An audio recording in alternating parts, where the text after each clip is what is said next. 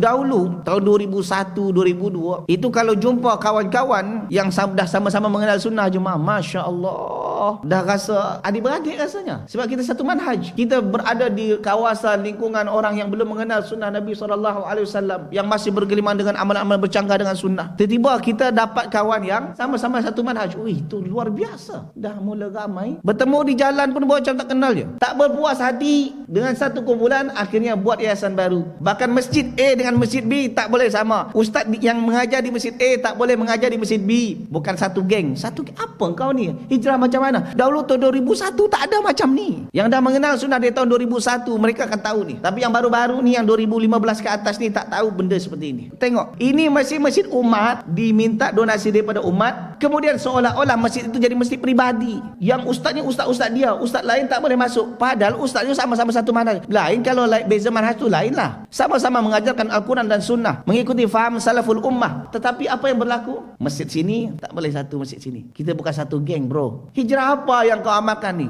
Jangan-jangan kau dah digelincirkan oleh syaitan. Masjid umat tapi seolah-olah punya peribadi. Buat yayasan sekolah, kita perlu dana untuk bangun sekolah, bangun ini, bangun itu. Lepas tu jadi milik peribadi. Kalau nak peribadi, buat dengan duit sendiri, itu baru yes. Tetapi kalau pun dengan duit sendiri, kalau dah punya masjid dan diwakafkan, namanya wakaf punya umat.